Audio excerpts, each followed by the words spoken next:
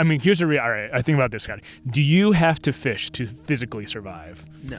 Right. You don't have to go out there and catch trout and smoke them and preserve them so that you don't starve, right? But you still do it, right? Yep. And you love it. You're passionate about it. And I'm a firm believer that activities like fishing and hunting, growing your own food, like really like getting deep down and close with the earth and stuff, it keeps like a human part of you alive that is quickly dying.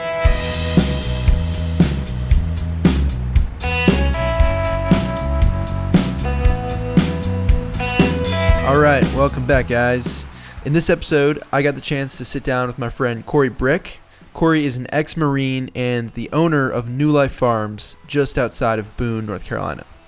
Cory and I actually met through two of my best friends who have worked for him over the years. I would always hear them talking about Cory and how he made such a big impact on their lives. So I finally got a chance to meet him a few weeks back, and we really just hit it off. He's an extremely driven, hardworking, and caring person who has learned almost everything he knows through trial and error. In our conversation, we talk about realistic goal setting and what it really takes to achieve those goals. We also talk about how to deal with the uncertainties that life, business, and fly fishing bring us. I was honestly surprised with how much of what Cory has learned through his farming business applies to what I do, and really just life in general. He's an extraordinary guy and shares a ton of valuable wisdom that I hope can benefit all of you. So without further ado, let's get into it. Dude, we're at one of the glamping sites right now, which is pretty sweet. Good setting. This is like our I think it's our first podcast we've done around a fire, which is pretty sweet. But dude, just to kind of before we kind of like dive into everything, to give some people some context, kind of how this farm came about and like where we are and how this everything kind of came about. Yeah, I've told this story a lot of times, and the longer my story goes, the longer the story gets, so I try to distill it down. Like, I don't want to talk, I guess if I tried to hit all the highs and lows and find details, like, it would be a long story. So I guess dude, this is what it's about. Long yeah, form okay, right here, baby. Stand by then. Back when I was getting out of the service, I met my wife through mutual friends, and like any relationship, you get to know each other as friends, and you start dating, and then for us, we got engaged, got married, and you started to know about it, get to know a lot about each other. And one of the things I learned about my wife and that she, taught me about was like wellness through nutrition. And up until that point, I didn't care too much about what I consumed. For me, food was just like fuel for the machine, right? Like, we'll get calories, protein, carbs, whatever. I didn't care where it came from. It's just as long as I didn't feel hungry, I was good to go. But she started teaching about whole foods and, eating healthy and stuff. And she was able to provide me enough empirical evidence that, like, yeah, there's something to this and it's important. Now, at this time, like I said, I'm transitioning out of the service, starting a family, working, going to college on a very low budget, and my wife really, really wanted to eat well. This was important to her, and so I was like, well, we can't afford this on our budget, but I'm going to meet your needs. And so any place we lived, I would find a way to grow a garden. Now, I'd never gardened in my life, but I figured that would be a cost-effective way to have access to good quality food. And so, I'd get permission from like a landlord to till up a piece of the lawn and plant some seeds. And again, it was all just like me just looking at pictures or I wasn't a farmer. I wasn't a gardener. It didn't seem like there was as much, practical information you could tap into to learn how to garden stuff. But bottom line, I was bad at it. I quickly realized how complex the process of growing food was. And, anyone who knows me really well, I have kind of like an extreme personality, to where in this case, like I felt that I didn't feel I was in fact bad at something that I felt that I should be good at. I was like, human beings have existed on this earth for thousands of years, growing their own food and foraging and doing all this stuff. And if they didn't know how to do that, they would die. And I'm thinking to myself, and I get it. This is 2008 or whatever. And I'm thinking to myself, I know I don't need to know how to do this, but I feel like I should as a human being. And so I just dove into it hardcore, trying to learn how to grow a garden well. And like anything that, you take seriously and get focused on, you start getting better. You start getting gains, if you will. You're just like, okay, my plants are lasting longer. I'm getting more yields and stuff growing these little gardens. And with that, you build confidence. And again, with my extreme personality, it's always like, oh, go bigger, go better, add more. And I was in this unique season of life where I didn't really know what I wanted to do with my life. Like there was that pressure, like we all have, to figure out, okay, you start a conversation. Within the first 5 seconds, you kind of establish what you do for a living and stuff. And I was in the season of life, starting a family nonetheless, and I had no idea where I was going. I knew I didn't want to be in the military anymore, and so I was trying to grow a garden to provide for my wife, and at the time I had a little baby, and I could still remember this one day I was this place where we were renting out near meat camp. I don't know if I'd gotten home from work or school, but my garden was looking pretty good. But the sun was going down. I didn't have much energy left in me, and I knew I had to get up and do something to keep me busy the next day. And the thought crossed my mind. I was like, what would it be like if I could go all in and devote a significant portion of my time to this garden, this farming?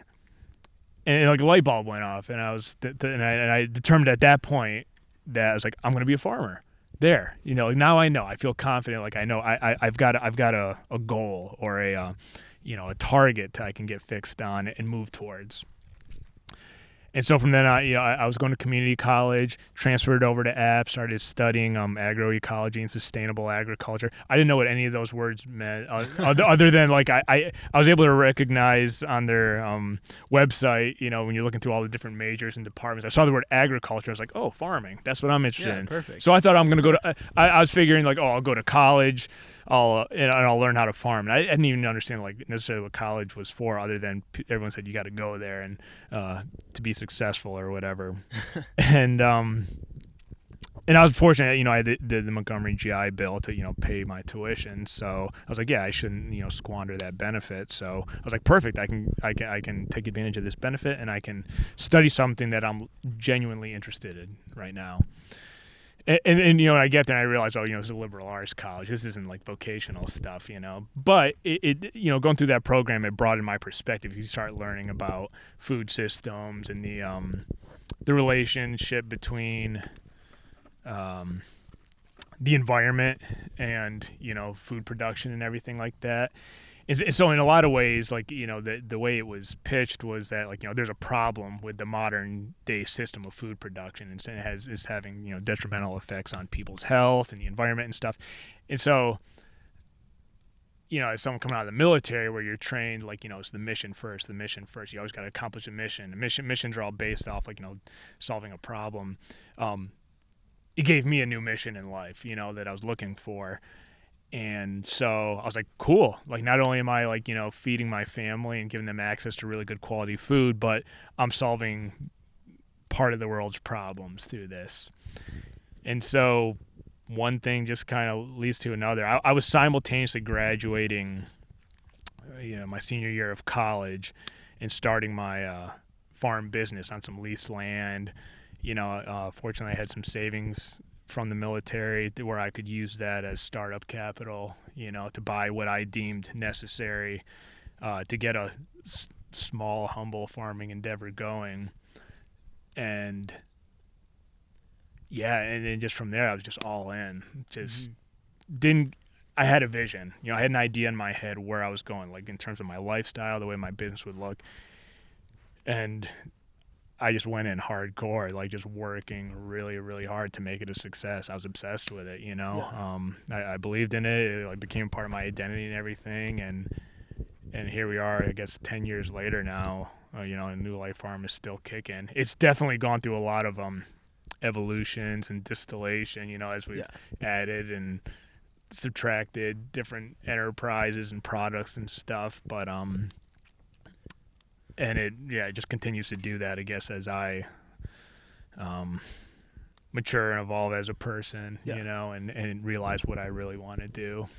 So you kind of started this like as a hobby, just like before college, like you got it out of the military, and was it like during college and you had time to kind of start developing this and figuring it out, or was it like kind of in the later years maybe of college and you're like, this is what I want to do, and then you just stuck with it after college? Yeah, I think it was around my sophomore year, between my freshman and sophomore year of college, where I said I made up my mind. Like I wasn't at that point. If you had approached me and said, "Hey, you're going to school," I would have had all the answers to your questions. Oh, you're going to school? What for? What do you want to do? I'd be like, oh yeah, I'm going to school, studying sustainable agriculture. I'm going to be a farmer. Period. No questions asked after that. So yeah, and prior to that, again, the objective was simply to have really good quality food for my wife and kid, that was, and me, so that was about it. And again, I love working with my hands. I'm a creative person, so cultivating the earth and growing food by nature is being creative. You're nurturing a seed or an animal until it's finally can give back to you to sustain you. So it all made sense, especially looking back as I've become a more self-aware person. It makes total sense why I would have gravitated towards this type of vocation or lifestyle, if you will. Yeah, because I think a lot of people they think of like a creative job or just something that is, so to say, creative nowadays, and they think, videography or art or photography, like something like that. But there's creativity applies everywhere. Oh yeah, it doesn't matter what sort of job you're doing, what sort of hobby you're doing. It's in everything, and I think that's really interesting how you found farming, especially with not much of a farming background. Yeah. So I guess starting out, when you kind of got the business rolling, was there ever a period when you're like, oh, this could really be something, like this makes sense for me to do this, and maybe like the wheels started turning, and just things started flowing? Yeah, I don't think there was like one definitive point. I worked on an organic vegetable farm between my junior and senior years of college, and so being exposed to someone who was doing what I was trying to do, that gave me a lot of hope and inspiration. And then I think when I finally started building my little humble endeavor and started doing farmers markets and seeing like sales grow and stuff like that. And again, I wasn't even really sure what the benchmark was, like how much money did I have to gross or net or anything like that to make this, financially sustainable. But I can remember like the first time I made like $1,000 at a farmer's market. I was just kind of like, wow, it's like Jeff Bezos, Bill Gates, Cory Brick. Not really, but I guess I was proud of that. I was like, holy crap, I finally I accomplished a goal, I guess. I had,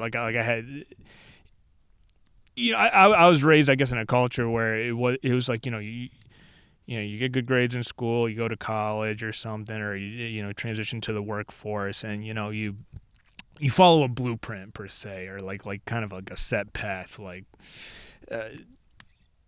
there was never much talk about entrepreneurship or doing something, venturing out and doing something on your own. So I guess when I finally tried doing something on my own and experiencing a little bit of success, I was like, okay, there's potential. I can make this work. And I never tried to really like get distracted by what I wanted the farm to become or my business to become. Because a lot of times you're just looking at what's in front of you, like what's happening in the present, and again, like you've probably gone back and looked at like your very first videos and be like, oh my God, I can't believe I shared this with the world. This is terrible. Yeah. When you contrast it with what you can produce now, kind of like me, like if I went back and looked at some of my garden plots that I grew in and stuff, like they were terrible, full of weeds and bugs and stuff. But there's like one little carrot in there, and you're like, sweet. Yeah, I won. But I didn't focus on that because I knew that it was going to take time, and like I wasn't focused on where I was at now.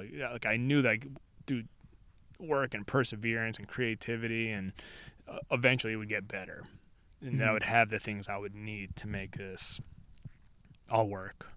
Yeah, I mean, I think nowadays we expect to like just overnight become what we see on social media, or maybe there's a video that you're just like, oh, I want to make that.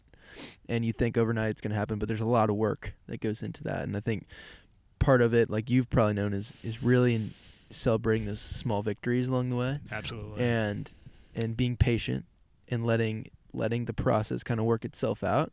And now you're to a point where you're probably super comfortable with and understand pretty much everything that's going on. Like you're still learning, but looking back, you're like, wow, I've made a lot of improvement.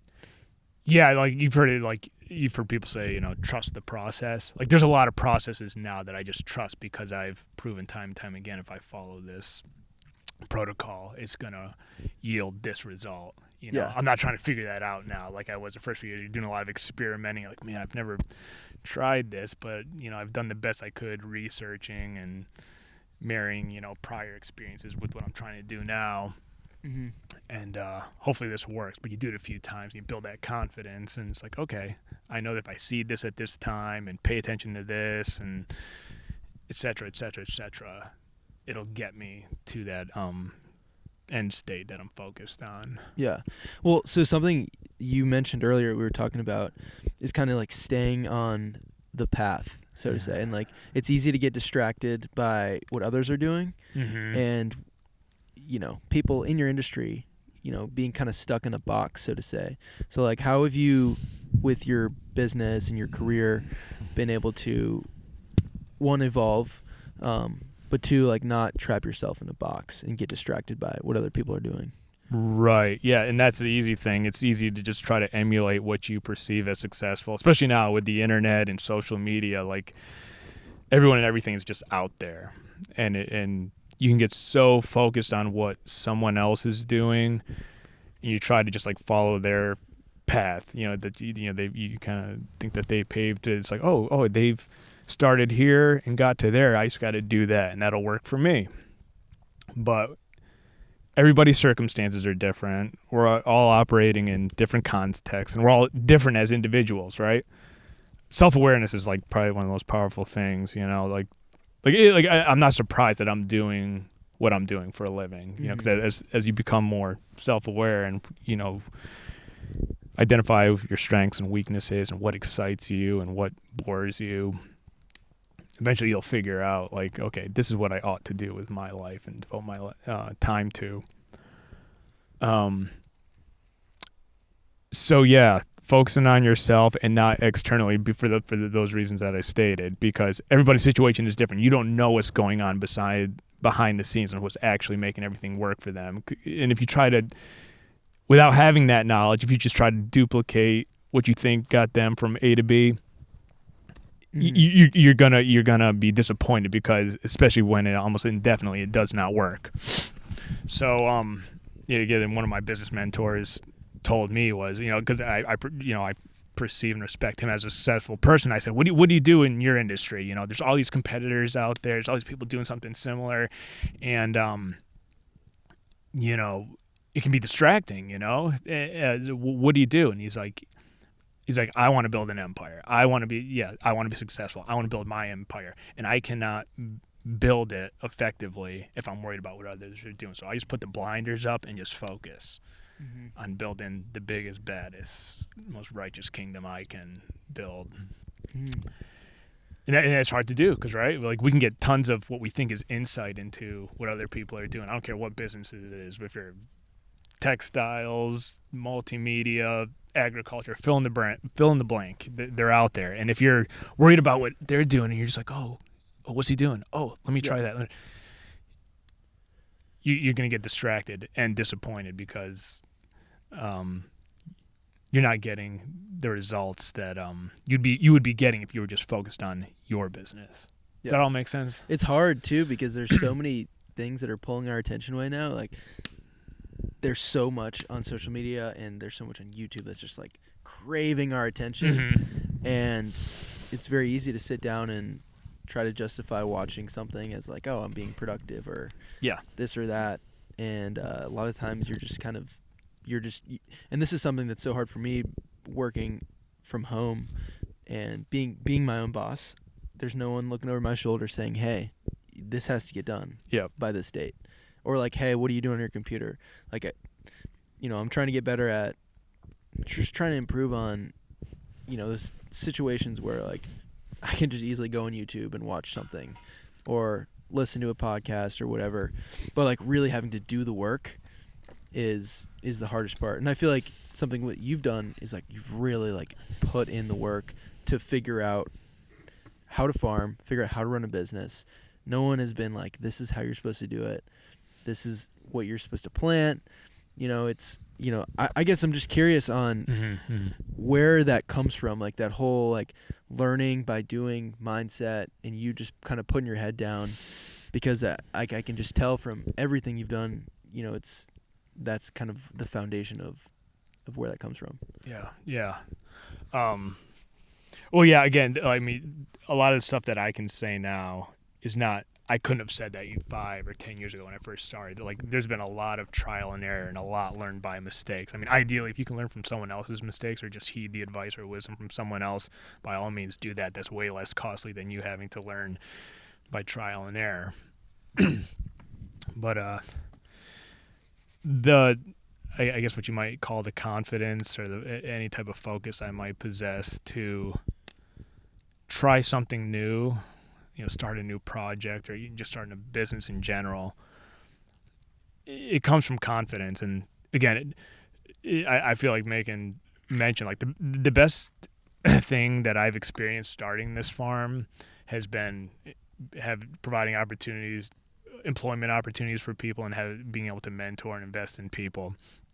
And our mutual friend Nick, I remember we were having a conversation a couple of years back. I don't know if he asked me a question or I just felt compelled to tell him this, but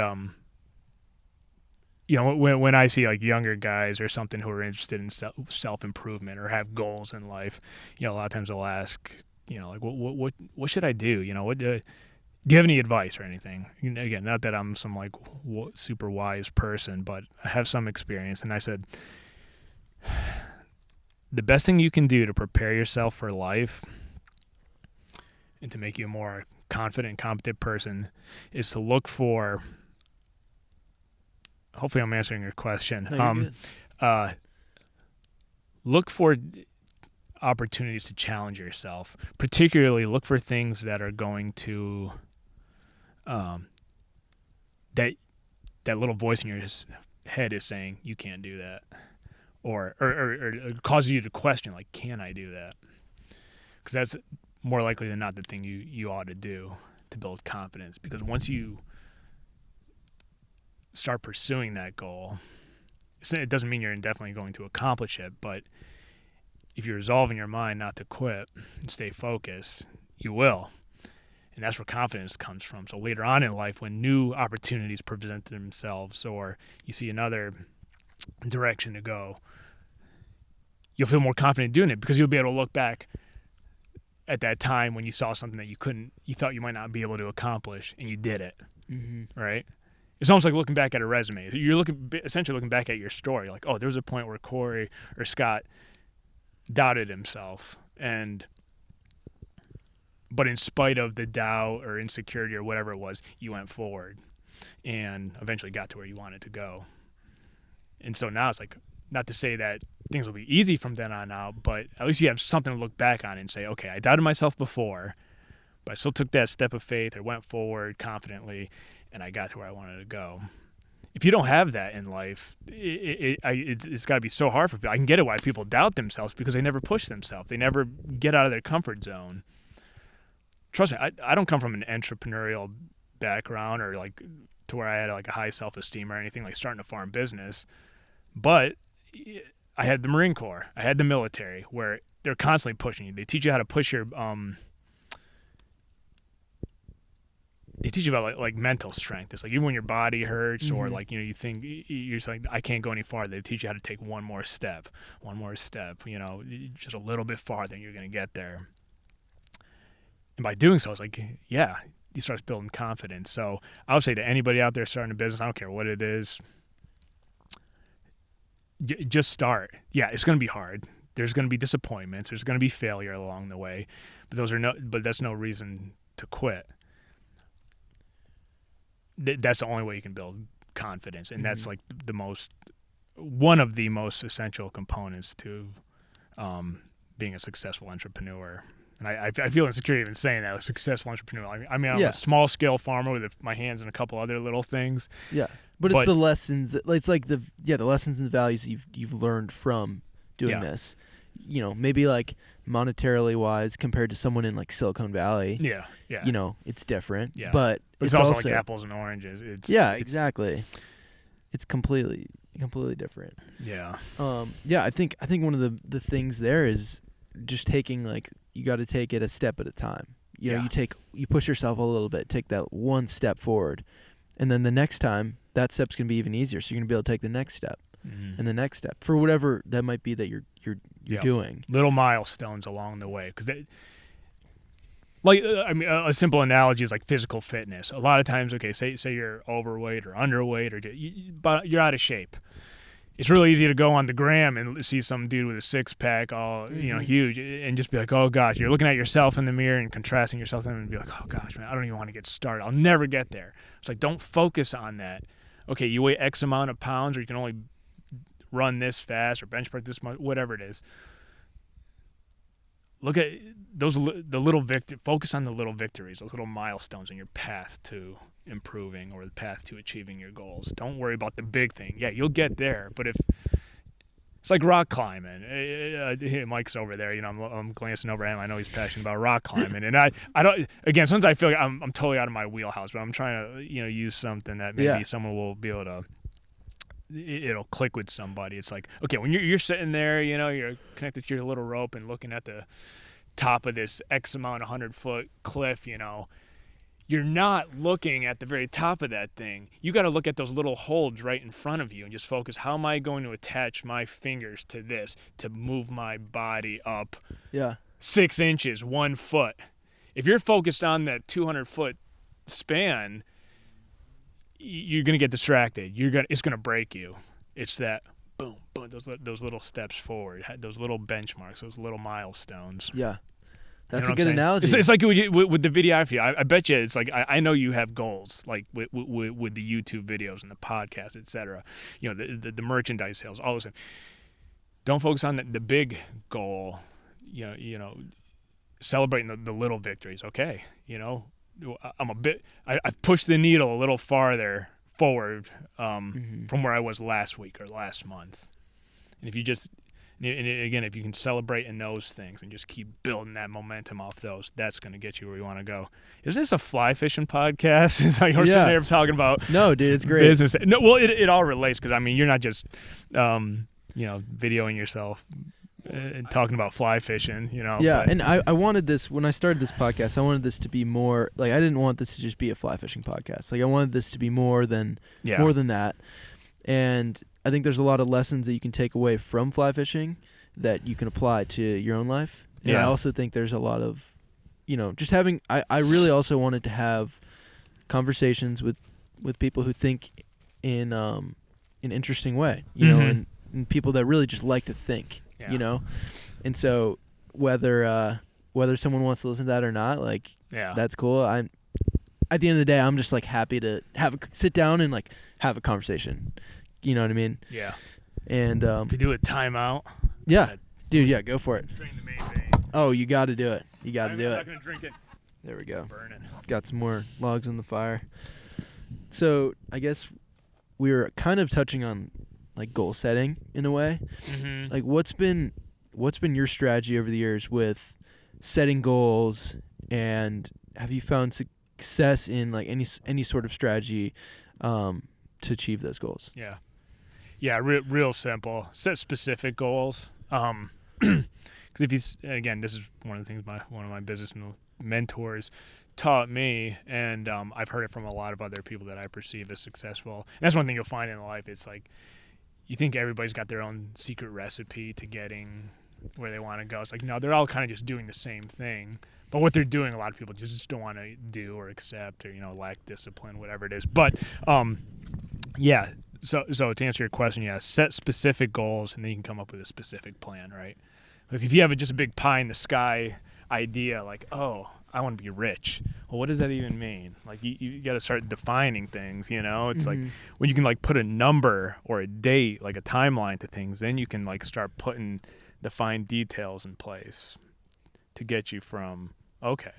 Like it's like the difference between, using physical fitness again as an analogy. I want to lose weight. Well, when you can say I want to lose 50 pounds in 6 months, then you can start like counting calories and knowing how much calories you got to burn, and start looking at your diet and macros and micros.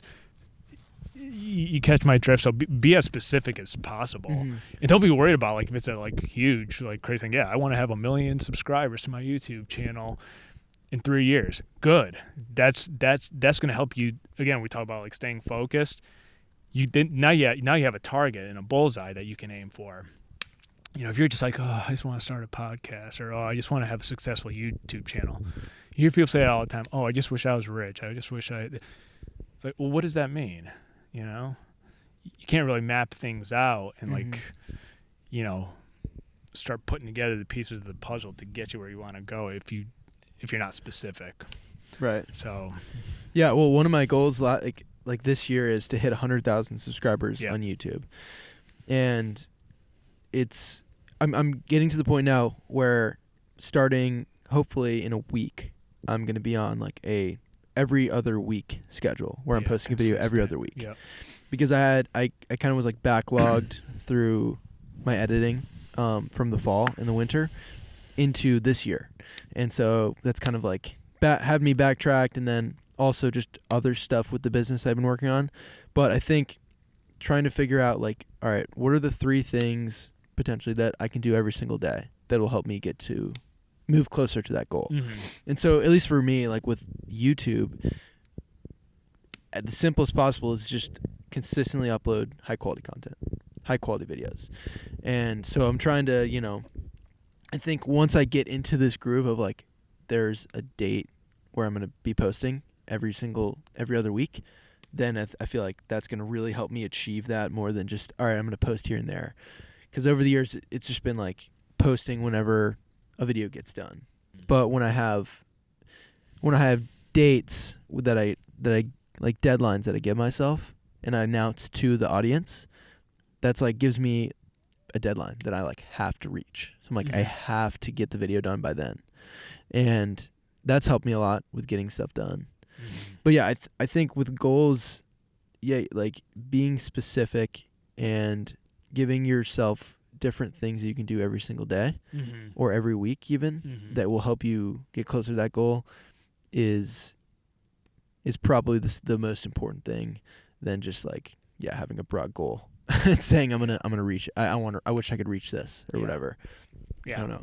I mean, I got the most experience in farming, so like if I said I want to make X amount of dollars farming, if I could say, hey, I want to make X amount of dollars through the months of May, June, and July off of tomatoes, I can start to say, okay, I'm going to need X amount of seeds, which will hopefully translate into X amount of plants. X amount of plants will yield me X amount of pounds. Okay, what do I have to charge per pound? How much labor is going to go? I start.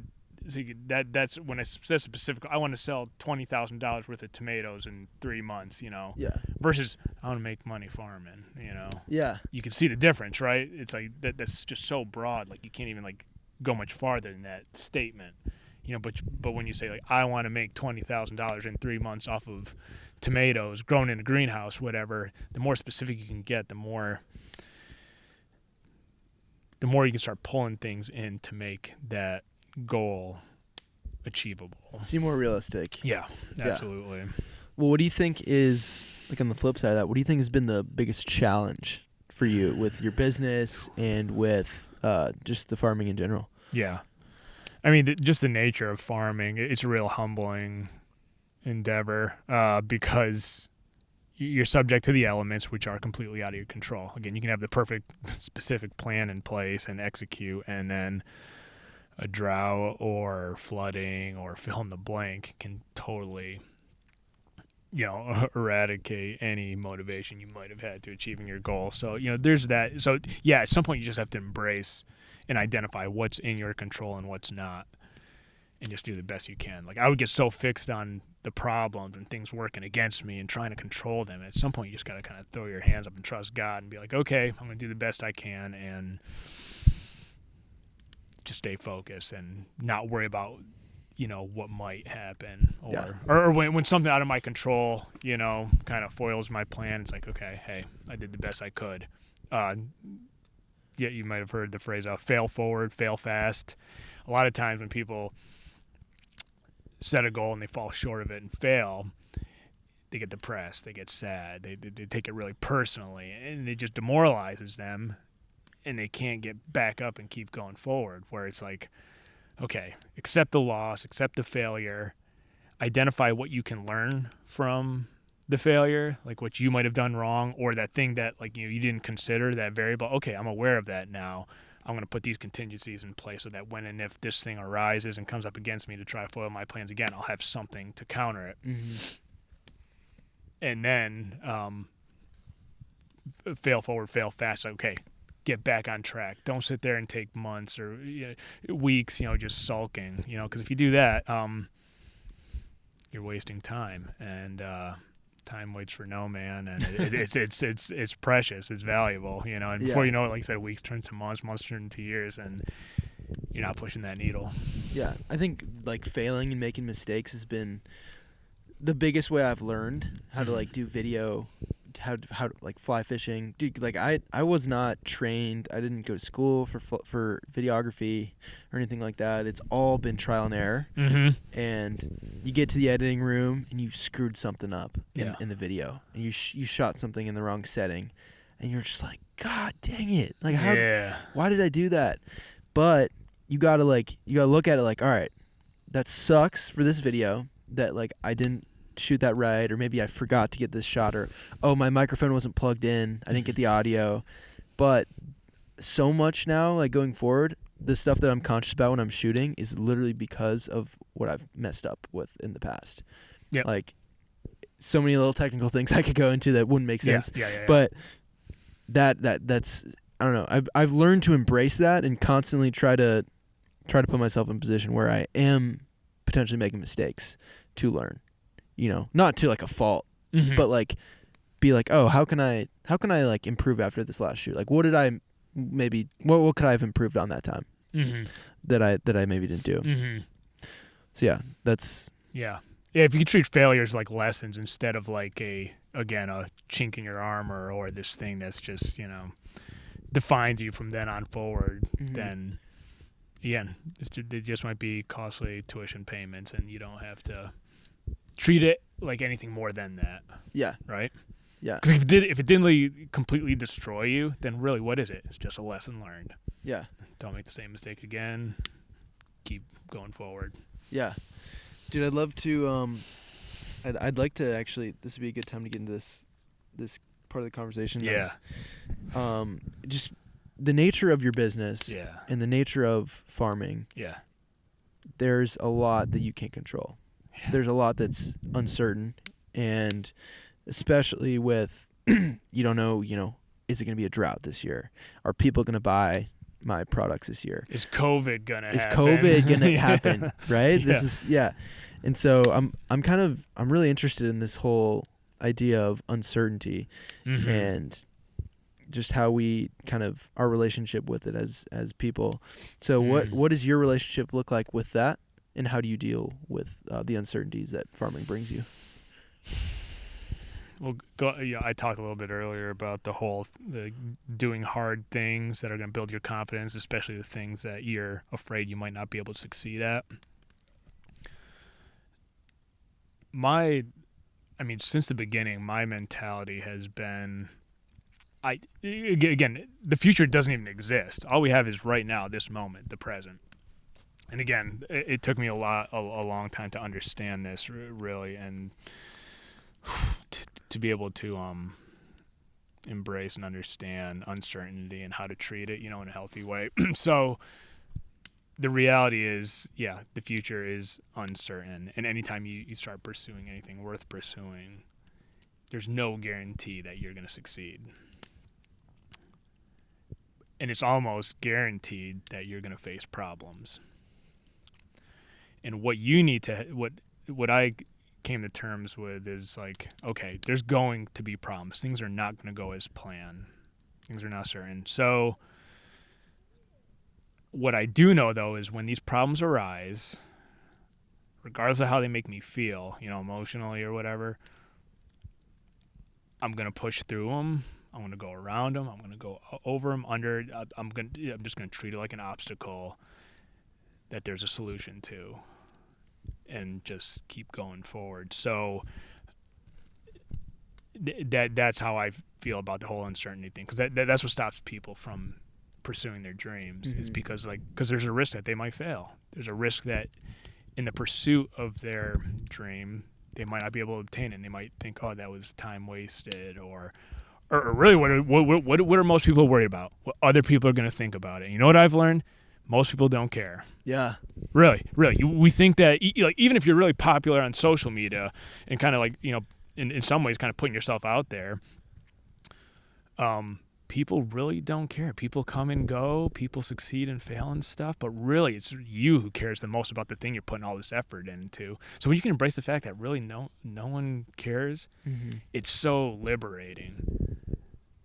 So yeah, the first part is, do hard things to build your confidence so that when those inevitable obstacles come, you'll be confident to solve those problems, and don't worry about what other people are doing or what they think about you, because chances are they don't even care. Yeah.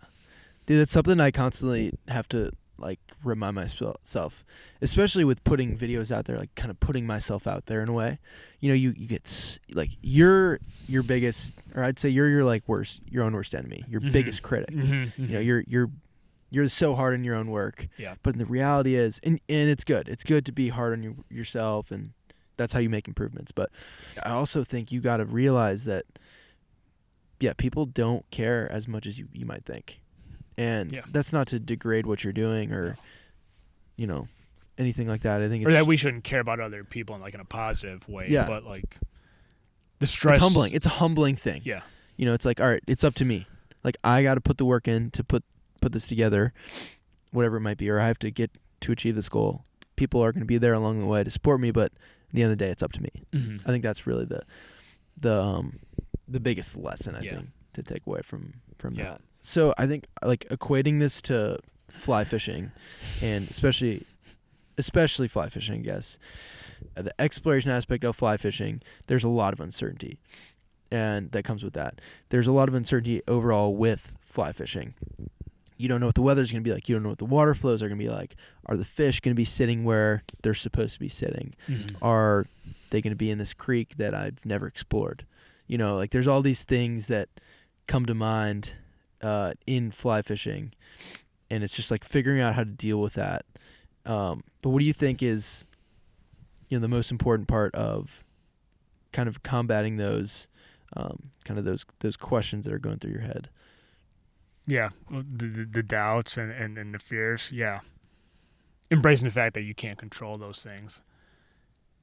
Just because something might happen does not mean it's going to happen. I mean, think about all the possible ways you could just die within the next 24 hours. Is that stopping you from living or doing it? Yeah. It shouldn't, but it does. It completely paralyzes people. And they take the easier, the safe route, because it's just because there's a probability that things might not go my way, or that there's going to be a problem. There's going to be a problem. There's going to be problems, but they're that problem's going to be the thing that breaks me. So I'll play it safe, and I will totally ignore my dreams and passions and stuff because I don't want to fail, and I don't want to deal with the risk of Does that answer the question? It's maybe that's the difference between being and hey, I'll preface by saying I'm a cup half full type of I'm sorry. I by nature am more of a cup half empty person. I am kind of more pessimistic. I don't know if it was by nature or conditioning or nurturing, as they would say, but I can really like focus on the negatives and things and be more pessimistic. And maybe I can explain why that is. But you really do have to be optimistic and hope for the best when you start pursuing those things. Because if you focus on like the pitfalls and then the negatives, then that's gonna totally take the wind. You're taking the wind out of your own sails. Like you're in control of the wind and the sail, and you're you're hurting yourself. I think it comes down to curiosity at the end of the day. Yeah. Being curious, consistently like staying curious, which will help you stay humble, and just basically just having the ability to listen and learn and be okay with change. Because there's a book that I've read in the past, and it said something like, we in the times of uncertainty we feel most alive, or like the times of unknown we feel most alive. Yeah. And I can think of a situation when actually Cook and I and Shane went on our very first backpacking trip together, and it was Shane and my like first fly fishing backcountry backpacking experience, and it was kind of terrifying. Like there, going into it, because basically we got to this marina, and this boat drove us across this lake, which dropped us off at a trailhead, and then we hiked in from there like 5 miles to where we were going to camp and stay for the next couple of days. And this was like March, so it was like kind of cold. Like it was like in between seasons, And I remember we were sitting there at the marina, and the guy's like, "Yeah, the weather's going to be a little iffy, and do you guys maybe want to cut this trip short a day?" And we were like, "Oh man, like yeah, we should. That kind of sounds good. Like maybe we should just not do this. Like maybe we should just go back home." And I remember just so much doubt and so much like it's like that knot in your stomach, But we were like, you know what, guys? Like we made it all this way. Like we're gonna do this. We're gonna be all right, And we went in and ended up snowing on us, raining on us, pretty much everything you could ask for a good in between the season. Getting blasted by the fire. But I think coming out of that experience, it sucked in the moment, and there was a lot of like questioning. Gosh, it was just like, what are we doing? Like we were trying to figure stuff out. It was raining. We're trying to make a fire. Like we're just trying to figure stuff out, like as we're out there. But coming out of that experience and being okay, now I've been on numerous backpacking trips, and I feel so much more confident going into those trips. Yep. And just feel, I feel like you kind of have to put yourself in those positions where you feel discomfort. Oh yeah. To come away and grow from situations. So that was just something that I thought of that really. That's real. This. Yeah. No, it's good to have those experiences. Again, those are the ones you're going to think back on, and you'll really appreciate the good times when things more or less go as planned. Yeah. And then when you're faced with other challenges, like, oh, this isn't half as bad as my first trip when I was freezing my butt off, and and nothing was going as planned. So, but you can have neither the good or bad experiences unless you kind of set sail and go forward. Yep. That's the truth. Like ideas are worth nothing. You can have the idea all day about what you want to do, what you're going to do, and all these great expectations and aspirations, but those are worth nothing unless you execute. Yep. And that's what most people fail to do. They don't even want to like have a stake in the game or do anything, because they're so focused on the negatives and the potential negative outcomes. It's like, yep, that's right. I mean, use it for example. Imagine every person in Europe back in the 1600s just had that attitude of like, yeah, we're going to get in a little wooden boat and sail for a couple months across the Atlantic Ocean and risk death and illness and all these adversities. And because those exist, we're just going to stay here and accept our reality, being, subject to despotism and, all these things that were like, plaguing people and, lack of opportunities and exploitation, all these things that were like, negatives during that time period in Europe. Imagine everyone had that attitude. We wouldn't be sitting here in the greatest country in the world having this conversation around a fire, I mean, and that's the truth. Yep. Right? Yeah, a lot of boats sank. Yeah, a lot of people got sick and died, but there was that small handful of pioneers that said, you know what, in spite of all that, I'm going to take the risk. Because they were focused on what could be. And that's, like I said, that's why we're here. Yeah, dude. No, I love it. So I guess that kind of goes into pretty much like, I want to know a little bit more about this whole glamping setup and how, because you have a farm that's centered around produce for the most part, but now you have glamping sites available here on your farm. You've got 2 sites available. So like, how did this idea come about, and kind of tell me a little bit about the setup we got here. Yeah, the evolution of this endeavor. I listened to a podcast. It was actually by someone I know, and they were talking about the concept of thinking outside the box. And so, again, for more or less the last, well, up until that point, maybe 8 years or so, 7, 8 years, I was always, anytime I was trying to improve or solve problems in my business, it was always farming, food, agriculture. Like that's I literally, not literally, but I'd kind of put my head in a box. You know, it's like everything is like if it didn't have to do with farming, like I didn't pay any attention to it. And you got to spend a decent part of the day out here, and it's a beautiful place, right? And I get to experience this all the time working, but a lot of times my nose is just to the grindstone, and I'm just working that I ignore the natural beauty and stuff. And so after hearing this guy talk about this concept of thinking outside the box and standing on that box and looking around and looking for opportunities outside your wheelhouse, I was like, you know what? Yeah, you're right. Like I felt convicted. I was like, yeah, I'm always thinking about farming. What other opportunities could exist here? Because we're right in the middle of national forest here in the southern Appalachian Mountains. It's beautiful. So I started thinking I think people would like to be out here. I take it. It's easy for me to take it for granted, because I live here every day, and so it's the old the rabbit hole. You have an idea, you start pondering it and entertaining it, and you start doing some research, a little bit of research and development. You start going on the internet and saying like what could I do to attract people here? And I can't.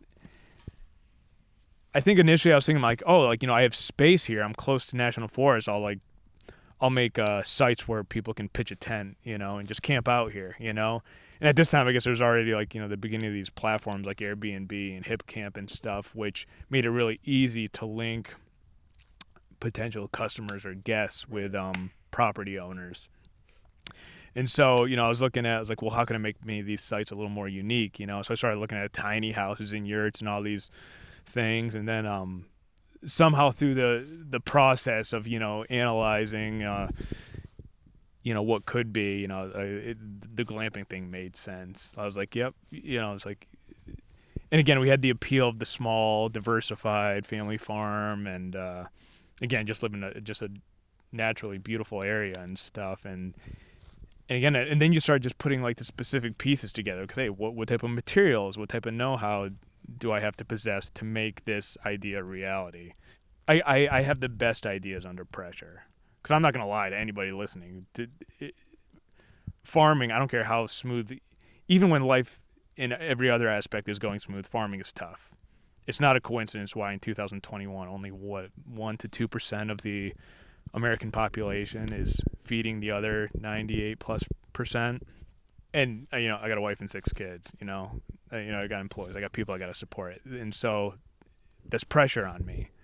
Some people fold under pressure, or like I said, some people in front of obstacles, just kind of lay down and quit. Where like me, my wheels get turned. I'm like, okay, This is not.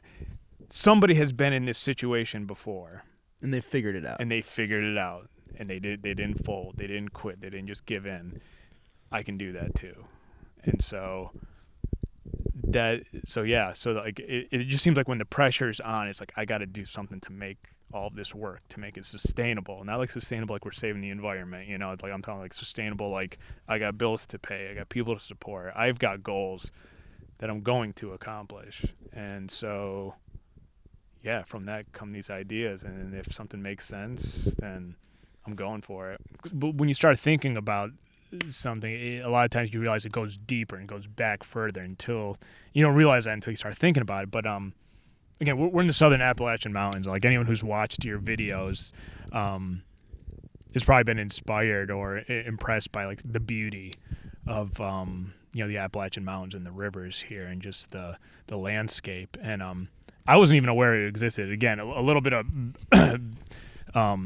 backstory. Again, this will be breezing through a few years really quick, but I'm from upstate New York originally,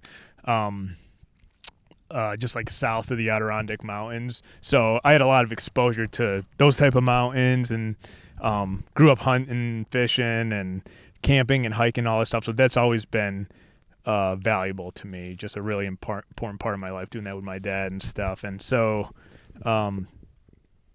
fast forward, I was graduating high school in 2003, so I'm about 18 years old, and I joined the Marine Corps.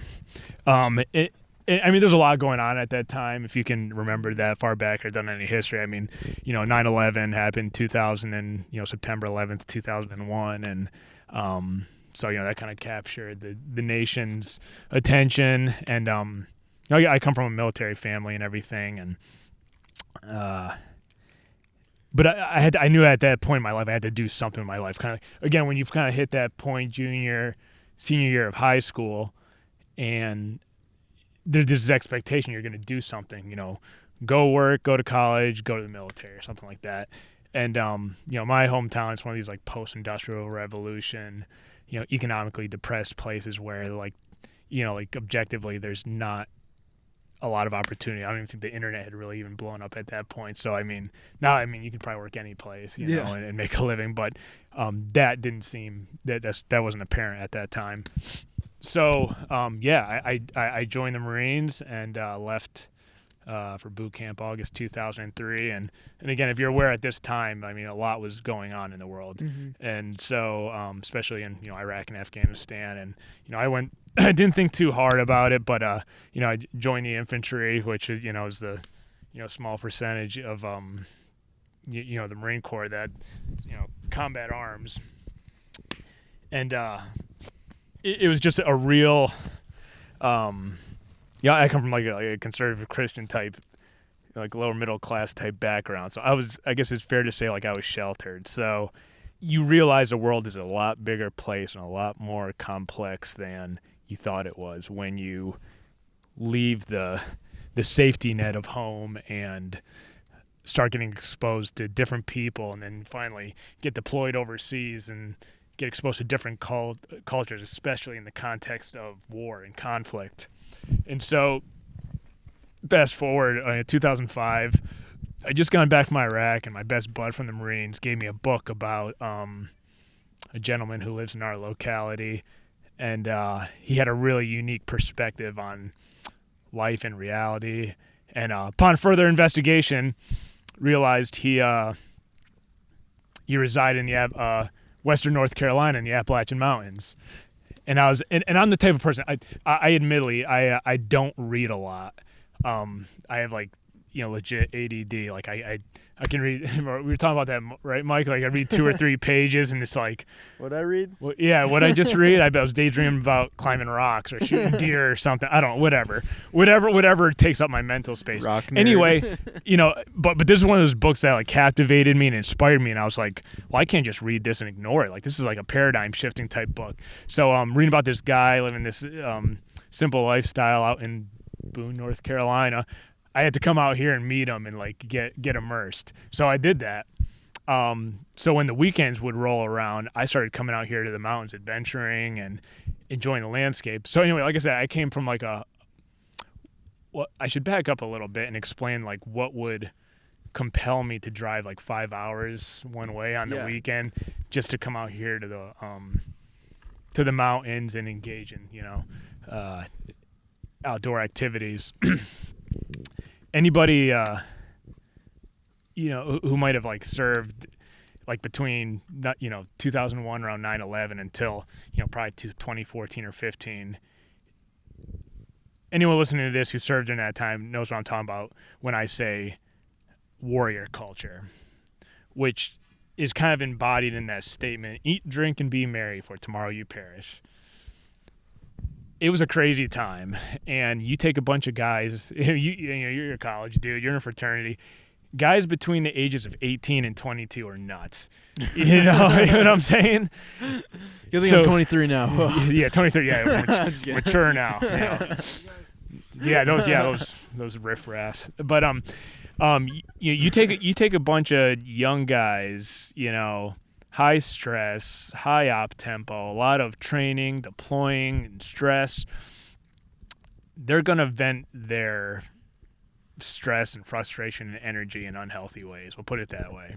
Okay, eat, drink, and be merry, because that's the mindset. Hey, we're going to war. Yeah. So we better live it up, which can be in its own way kind of like toxic and risky. And I realized that, and I didn't want to get sucked into it. So I was always looking for an escape. And so I think when we're under stress, we gravitate towards things that we're familiar with and that give us like peace and joy and happiness and stuff. And like I said, my best memories growing up as a kid were hunting and fishing in the Adirondack Mountains in upstate New York. And so after reading that book and looking for some type of sanctuary, because I knew what I didn't want to get sucked into, not because of peer pressure or anything. It's like, I get it. Like, I feel it'd be easy for me to get sucked into this and get into trouble and stuff and suffer the consequences. So I got to find a way to like heal, if you will, or just find my own way to find peace. So I'd drive out here to the mountains and wouldn't get here till like 10 p.m. and either work or hike or camp or do something to get out in nature. And it was always so therapeutic.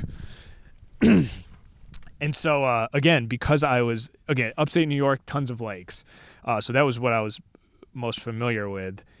And as I started going around trying to find places to fish, there was no place, I shouldn't say there was no place, but I was finding it hard to find places where I could just like cast lures and stuff. It seemed like all the best spots were fly only. Yeah. And so I was like, well, I'm not going to let that stop me. I'm going to try to get in on this fly fishing game. I watched the river runs through it. I'm good to go. I can do some figure eights with my line. But so no, I remember I was driving out I-40 out to western North Carolina. I stopped at a little fly shop in Waynesville, which I hope it's there. Maybe someday I'll stop there and see if it still is and tell the guy, whoever might be in there, the story. But I stopped in there. I was like, hey, listen, I want to get in some trout and get in on some trout on these rivers.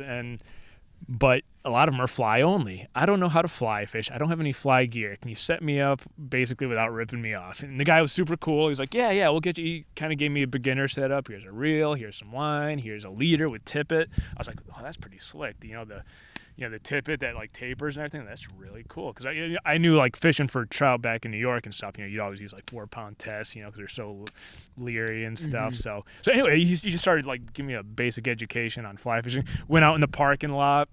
And I think he threw some type of target out there basically, and we're just he's showing me the 10-2 or whatever, and I'm like, okay, I can get this. I'm understanding it. It's not just about like looking cool. It's like there's reason to all of this technique. Yeah.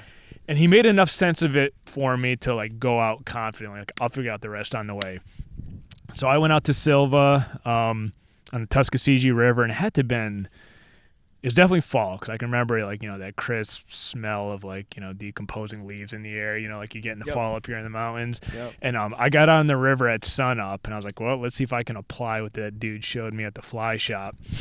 And so I started like and he gave me a little arsenal of flies. Like, yeah, try some of these for this time of year. So we get out on the water and I start messing around. No luck. I know there's fish around because I see them like rising. And so I'm sitting there, I look down, I see like a trout tumbling along the bottom of the stream. So, a stalker probably that somebody had hooked bad or something that was dead. I was like, get back here. Quickly I came up with a strategy. I was like, I'm going to grab this thing, which I did. I opened it up, popped its tummy open, and saw what was inside it. So I started looking at the different bugs and critters in there, and I started comparing it to what I had in my little fly box.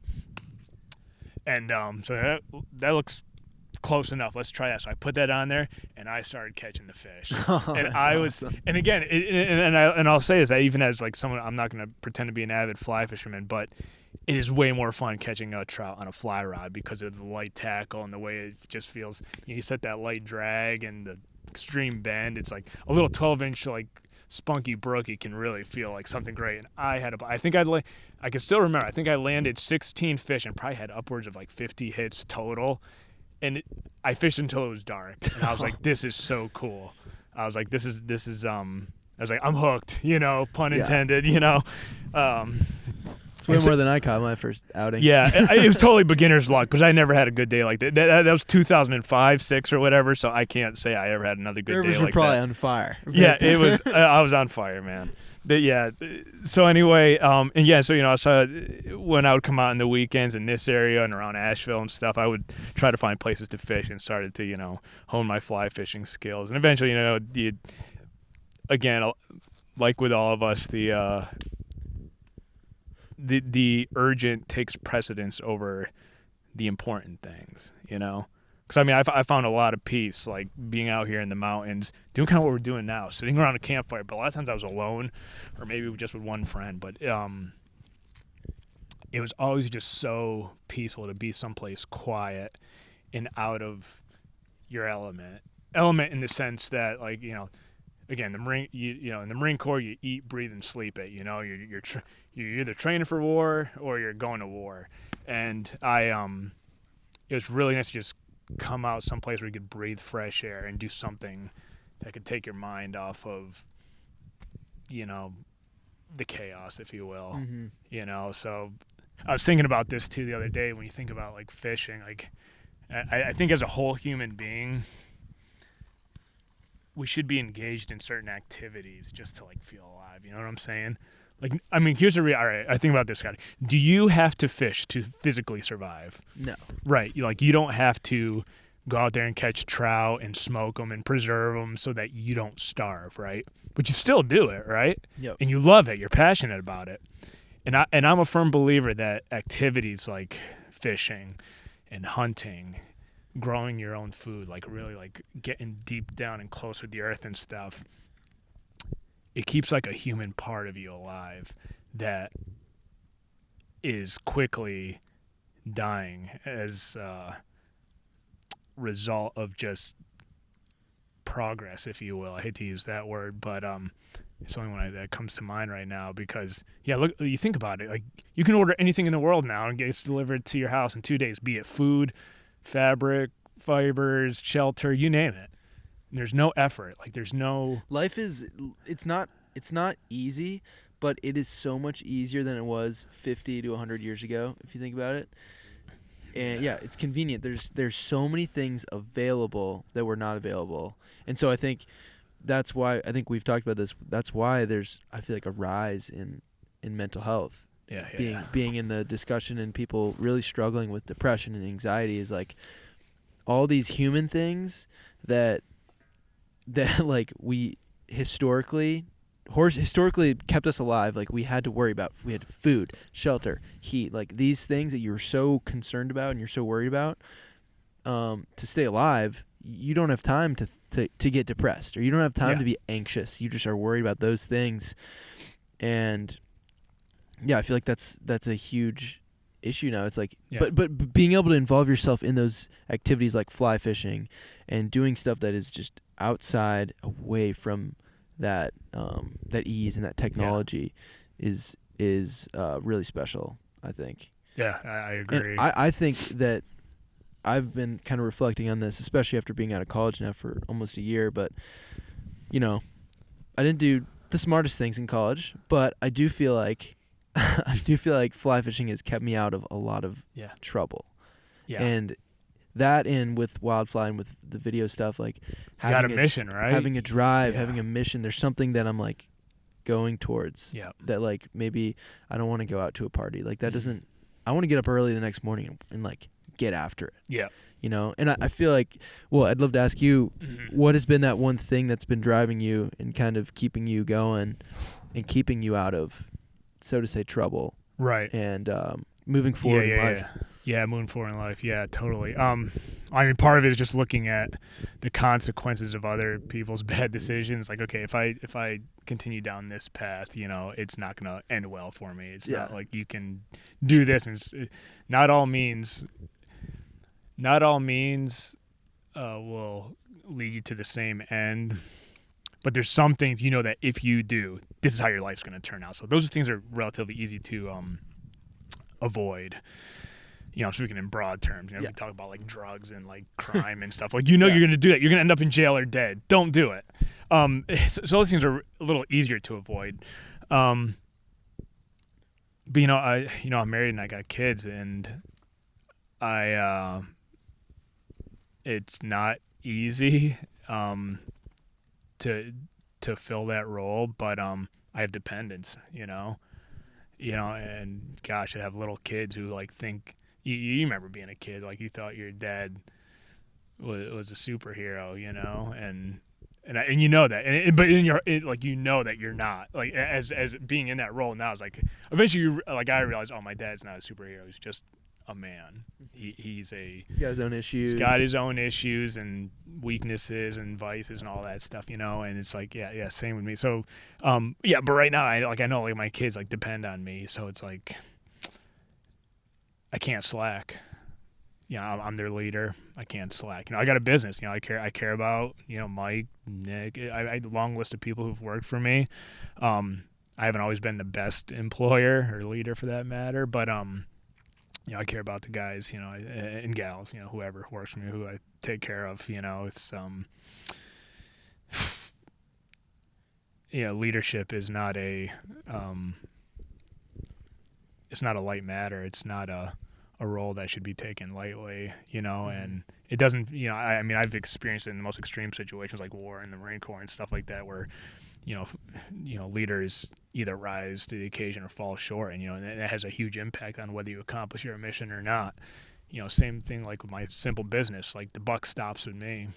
God's been gracious in a lot of ways when things have gotten hard to, sometimes things just work out, but I know I'm in a leadership role and I have to take that role seriously. So if I slack and gravitate towards things that are going to compromise my ability to be a good leader, I know that I just need to just refrain from them.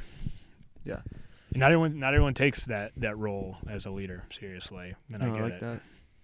So just from being like really close with Cook and Nick over the years, two of my best buddies, like constantly, time and time again, people have jobs, but like they have not spoken. I haven't heard anyone else speak highly enough of their job like them.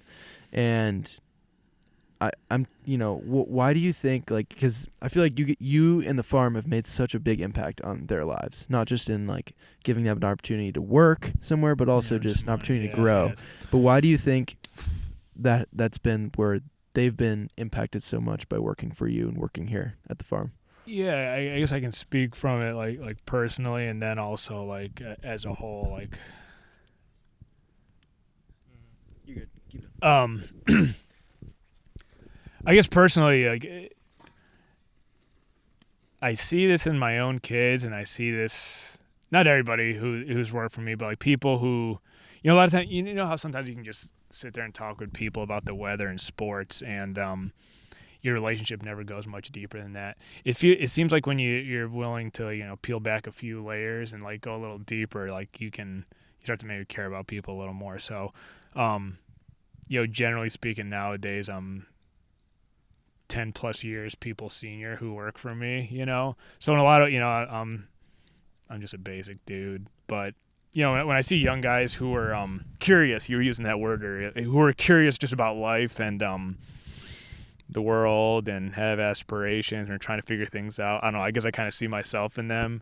So that, if we're both willing to peel back some of the layers and go beyond the weather and sports, yeah. I take a vested interest in them, because mentorship's a powerful thing, and you can have different mentors for, different aspects of your life. But, if I can be a mentor to somebody so I can maybe help them achieve their goals. I think Cook was talking about it earlier, like his first day of working here, he was talking about construction. I was trying to help him like navigate, because he's interested in building science and construction and contracting. I was like, oh, maybe I can help you find a job. And he was thinking to myself, well, no, I'm here to like work on the farm and stuff, but I don't think that'd be fair for me to make anyone feel obligated like they have to work for me. Like I guess going back to what I was saying, when you peel back the layers and start building a relationship with someone and you can kind of see yourself in them in a way, like wouldn't you want to help them succeed, And generally when you have that attitude, I think people reciprocate, Yeah. That's what makes a strong team. Yeah.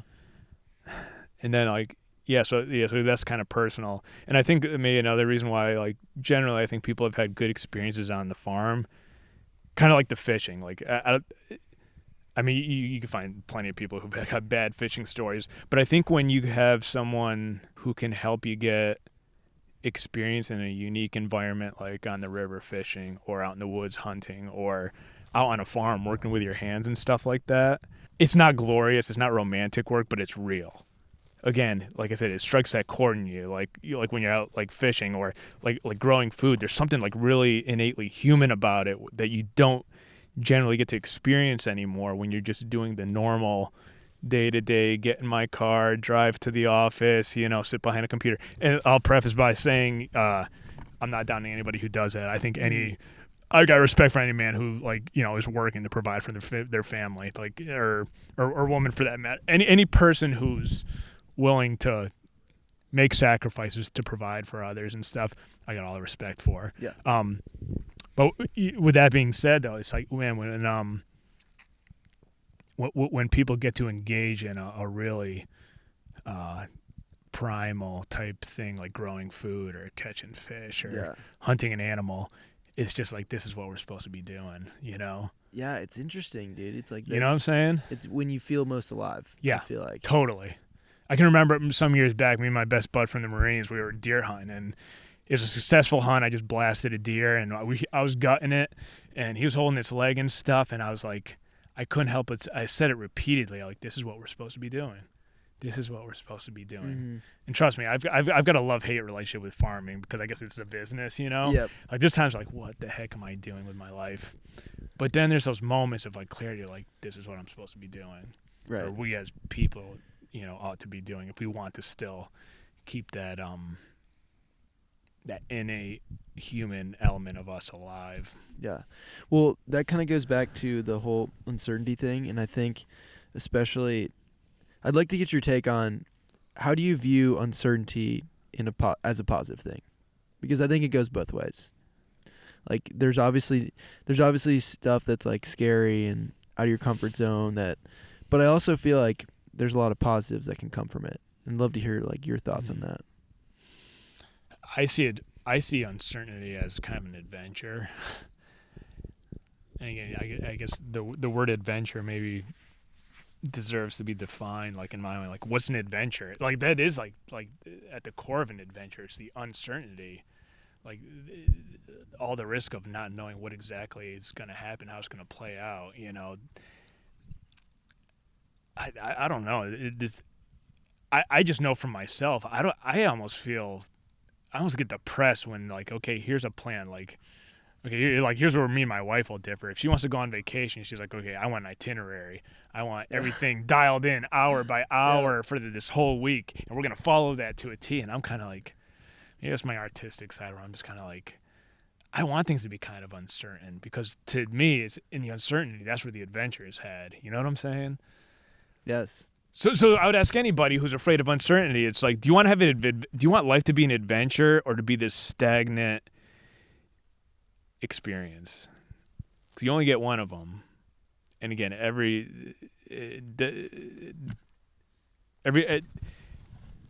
tomorrow is not guaranteed. And would you want to be going forward into the one day you have, which is today? Would you like to pursue that? Would you like to be going into that day forward as if it were a uncertain adventure, or just this predictable, stagnant, rehearsed, or predictable experience? Because like, I don't know, surprises. Again, it's like, okay, tying it back into like the fishing. Like what if I told you, hey, Scotty, we're going on X River, whatever the name of it is. We're going to hit these holes at these times. At each hole, you're going to catch an X inch trout of, this species, whatever. You kind of be like, oh, shit, man. Thanks for spoiling it. It's like, yeah, that's not an adventure. That doesn't make me feel alive. So, or versus like, hey, let's get into a little bus and go out to Montana, and we'll see what happens. It might break down. It might. You never know. Yeah. So, yeah. No, that's great. It's uncertain, right? I like that how you equate it to like the adventure. It's because I think that is it, man. It's like you want there to be some unknown. You don't want everything planned out. And I get a fair amount of people asking me like, oh, where are you fishing, man? Like what flies are you using, this and that. And I want to get people to hopefully find the confidence in themselves to be like to understand some of the fundamentals, but then get out and be like, I'm going to figure this out. Yeah. Like, I'm going to get out there, I'm going to try some things, and it might not go as planned, but that's okay. Mm-hmm. So. Yeah. Yeah, it's a weird time, because, I mean, I've noticed that there are videos and stuff like on YouTube, and you can track, the views just like as a viewer. And it's like, for example, there are videos that have upwards of like 1 million views of some dude in a flannel shirt out camping, cooking in a cast iron skillet over a fire, and people just watch somebody doing this. And I'm like, oh, it's cool. It's great, great videography, very clear. They'll put some good music in and stuff, and it's nice. It's entertaining, good aesthetics, all that. But I can't help but ignore. I'm like, you're telling me there's 1 million, or maybe it's just one person who watched it 1 million times. No, but no, I assume there's a lot of people watching someone doing something that I perceive as pretty basic, and I'm like, I wonder how many of those people get inspired enough to go and try it.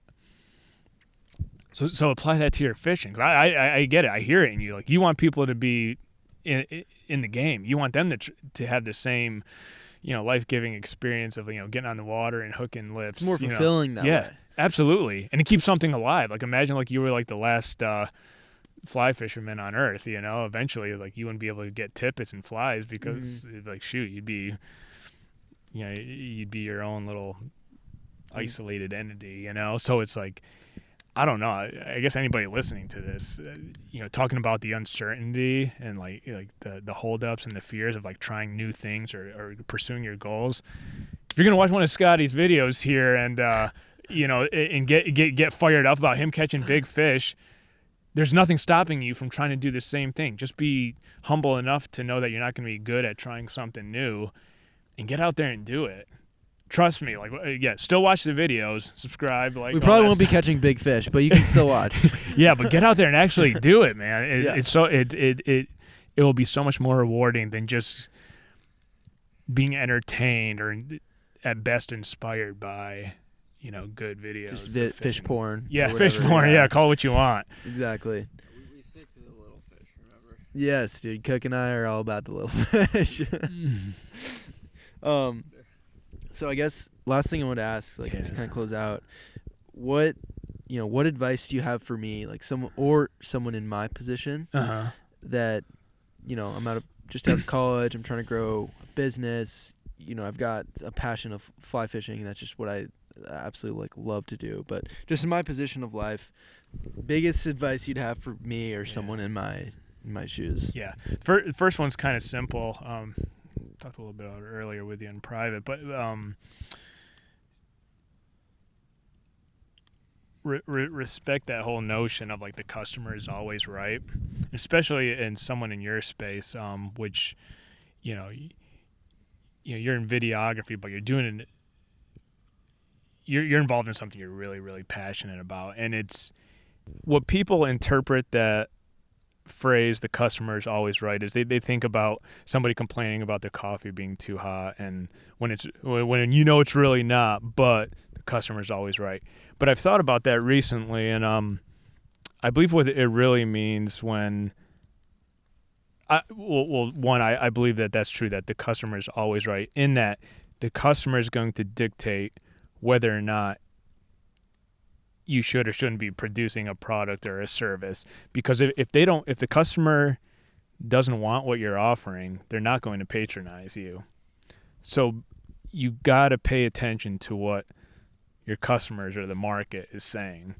You may want to make, so in your particular case, you might want to make trout fishing videos in a really unique way that you think is great, and you want to make it all about you, and and basically you're like your own little echo chamber. Like you think it's my way or the highway, but if you don't listen to what the customer values, you're doing them a disservice, and you're putting your business in a very risky position, if that makes sense. So so understand what it means that the customer is always right, and believe that and respect that, and make sure you put, at least in the context of business, put your customers' needs before your own. That's number one. And then number two, when you're starting a business, you should, when you're starting, maintaining, and growing a business, make sure you understand what quitting means. There's a lot of talking heads out there, these gurus, these entrepreneur this, entrepreneur that, grind, never quit. You can't fold, always forward. You got to be growing, you got to just be obsessed with the process. That sounds great, but we're human beings, and we all have our max. We all have our limits, and I would never recommend that anybody quit whatever it is they're passionate about or what they believe in. If they're all in and they have a worthy goal for the business, but I would say be flexible, be willing and ready to shift and pivot and take a different direction with your business to get to that same goal. And sometimes it feels like quitting, right? Mm-hmm. It took me a while to realize. It took some pretty, smart and influential people to explain that to me. Like, Cory, I never thought I was going to add glamping and be doing less agricultural production and stuff like that, because I perceived that as quitting, and it's not quitting; it's shifting. So what I would say to a guy like you or anyone starting a business: be open-minded and willing to shift when times get tough. Or not so much when time gets tough, when something's not working, because you can expend emotional energy, capital, and all these things trying to do the same thing over and over and over and achieve that specific goal you might have set, but it may not be working. Mm-hmm. And there's no shame in shifting and quitting, if you will, doing what you're doing if it's not working. So to shift. Yeah, to shift. And evolve. Yeah. Look at it as evolving and changing for the better, not quitting. Because we get so emotionally attached to our business. Like you're in the game. You're really passionate about Wildfly. I get it. And you probably could never imagine at this point all that you've invested into it, just completely just throwing in the towel and saying, Wildfly didn't work, I quit.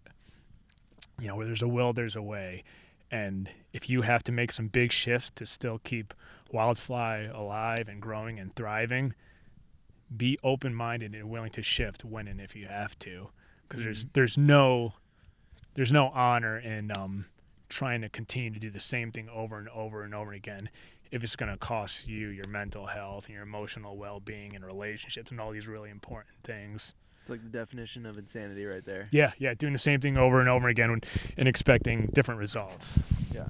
So don't be afraid to pivot and shift if it means that you're still going to, even if it's perceived as quitting by, others, but the reality is it's actually you just changing courses to still achieve that long-term strategic goal. Yeah. Thank you. Yeah, man. Dude, that I really appreciate that. That definitely I think it's so important to just, and this is why I enjoy talking with people like you and others who have kind of been through the grind and have had a lot more experience than me, and really try to learn from, even if you're a farmer. I'm not a farmer, but there's a lot of things that overlap. Yeah. Between principles are principles. And yeah. Exactly. Well, dude, I really appreciate you having us out here. Yeah, tonight. Pleasure's all mine. I think we're gonna plan a little trip out here on the glamping site soon. And for anyone who's trying to come check out one of the glamping sites, where can they find this? The most popular and probably easy to navigate spot is on Airbnb. If you put in Lenoir, LENOIRNC, North Carolina, and add a few other words like glamping, or in the the unique searches you can put like tent and stuff. You're probably gonna find it. And we got 2 sites out here on the farm, so yeah, if there's availability, by all means come and visit. And I'm not just saying that because we need your business, but it's beautiful out here. It's beautiful. If you're looking for peace of mind, if you're looking to escape the rat race, yeah. The stars are insane right now. Oh yeah, no light pollution, clear, low humidity. People need that. Get out here. We're in close proximity to some great trout waters. Some of your other podcasts, you're talking about Wilson's Creek, bashing it and stuff. I was like, come on, that's my spot. It's like 20 minutes from here. I mean, the kids love that.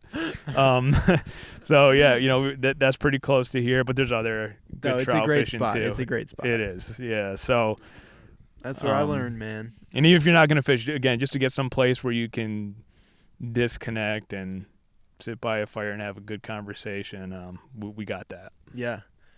Awesome. Well, thanks to everyone who's stuck around, watched and listened. Yeah, we just appreciate you guys tuning in with us and hanging out. I think that's gonna do it for us. We're probably gonna have another beer or so and enjoy this fire, enjoy the stars here, and we'll see you guys in the next one.